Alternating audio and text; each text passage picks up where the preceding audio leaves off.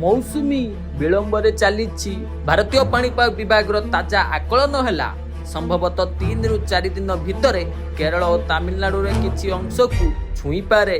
मात्र ए पूर्वानुमान केते ठीक हेबो एबे ठारु स्पष्ट कहि हेबोनी। चलित वर्ष मे 26 रे मौसुमी केरल छुईबा नहीं आईएमडी पूर्वानुमान करिथिला, किंतु एजाए मौसुमी आसिला नहीं। एपटे भुवनेश्वर स्थित पाणीपाग केन्द्र सूचना देइछि आसंता 4 रु 5 दिन भितर राज्य रे सर्वोच्च तापमात्रा 2 रु 3 डिग्री सेल्सियस बढ़ी पारे। कृषि पाणीपाग विशारद प्रोफेसर सुरेंद्रनाथ पशुपालक कहिसंती विश्वस्तरीय एनसेम्बल मेडेल एवं चलित पाणीपाग स्थितिर समीक्षा अनुसार वर्तमान मौसुमी केरल छुईबार संभाव्य समय जून 1 रु 4 तारिख पर्यंत।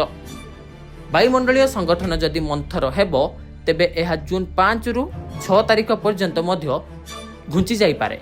केरल रे मौसुमी विलंबर अर्थ नुहे जे ओडिशा रे मध्य सेतिकी दिन मौसुमी आगमन डेरी हेबो।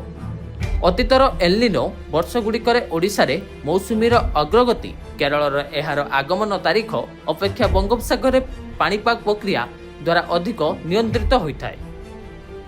1997 एवं 2015 रे बंगोपसागर सक्रियता जोगु पूर्व भारत में मौसुमीर द्रुत अग्रगति होइथिला, किंतु 2009 मसीह रे एही अग्रगति मंथर एवं कम सुसंगठित थिला।